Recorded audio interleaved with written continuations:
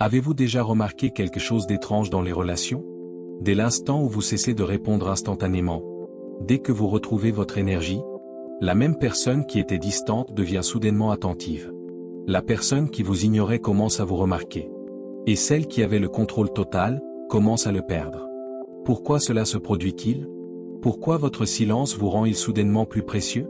Parce que vos réactions constantes n'étaient jamais de simples réactions. Elles donnaient accès à votre attention, vos émotions, votre temps et votre énergie. Et dans les relations, l'accès est un pouvoir. Plus vous donnez accès à quelqu'un, moins il ressent le besoin de vous mériter. Laissez-moi vous confier quelque chose d'embarrassant. Vous pensiez être aimant, attentionné et prévenant. Mais petit à petit, vous êtes devenu prévisible. Vous avez réagi vite. Vous avez pardonné vite. Vous vous êtes expliqué, même quand ce n'était pas nécessaire. Sans vous en rendre compte, vous leur avez appris comment vous traiter. Vous leur avez montré que, quoi qu'ils fassent, vous serez toujours là. Et ce qui est toujours disponible, est rarement valorisé. Dans le domaine de la psychologie des relations, une dure réalité s'impose. Les gens ne recherchent pas toujours ce qui est bon pour eux. Ils poursuivent ce qui leur paraît légèrement incertain. Ce qui semble un peu hors de portée. Ce qu'ils ne peuvent pas contrôler pleinement. Dès que vous êtes pleinement disponible, vous faites disparaître la tension. Vous résolvez le mystère. Vous éliminez le défi. Et c'est à ce moment précis que l'attirance commence à s'estomper. Carl Jung a dit un jour: tant que vous n'aurez pas rendu l'inconscient conscient, il dirigera votre vie et vous l'appellerez destin. Réfléchissez à vos relations. Combien de vos actions sont des choix conscients? Et combien ne sont que de vieilles habitudes? Un besoin constant d'être rassuré. La peur de l'abandon. Des comportements consistant à trop donner pour se sentir digne. Vous répondez non pas parce que vous le voulez vraiment, mais parce que vous avez peur de les perdre. Vous restez non pas parce que vous êtes heureux, mais parce que partir vous terrifie. Vous vous justifiez même quand vous n'avez rien fait de mal. Lentement, vous commencez à disparaître de votre propre vie. Ce n'est pas de l'amour. C'est de l'abandon de soi. Chaque fois que vous négligez vos propres besoins et limites pour le confort des autres, vous perdez une part de vous-même. Et cela se produit si insidieusement, que vous ne vous en rendez même pas compte, jusqu'au jour où vous vous sentez épuisé, perdu et vide, même au sein d'une relation. Et c'est précisément là que commence le véritable changement. Non pas en argumentant davantage, non pas en faisant plus d'efforts, mais en s'arrêtant. Quand vous cessez de réagir instantanément, quand vous arrêtez de trop expliquer, quand vous arrêtez de poursuivre.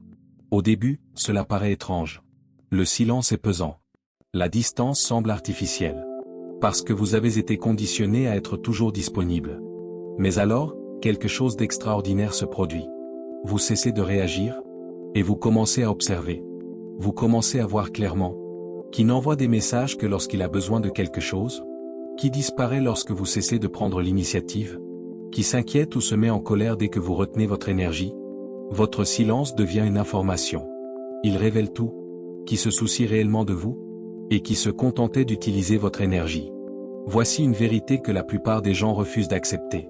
Certaines personnes ne ressentent pas vraiment votre absence. Elles regrettent simplement ce que vous leur offriez.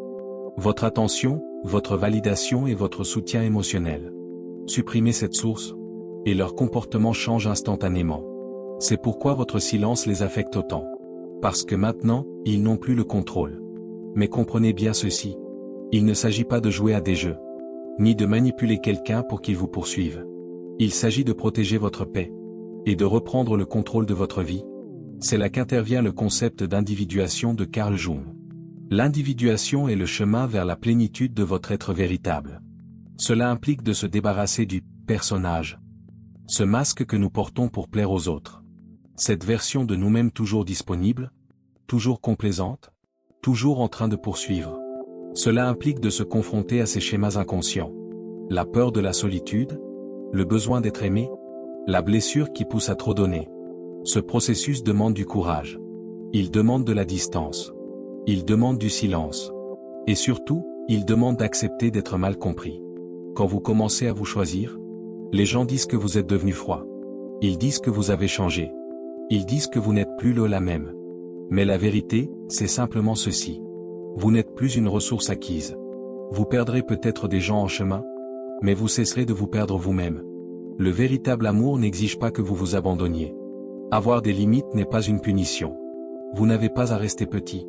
pour que quelqu'un d'autre se sente grand. Le véritable pouvoir dans les relations ne réside pas dans le fait de s'accrocher plus fort. Il réside dans le fait de savoir quand prendre du recul, quand arrêter de poursuivre, quand devenir indisponible, non pas pour qu'on vous poursuive, mais pour arrêter d'abandonner votre propre âme.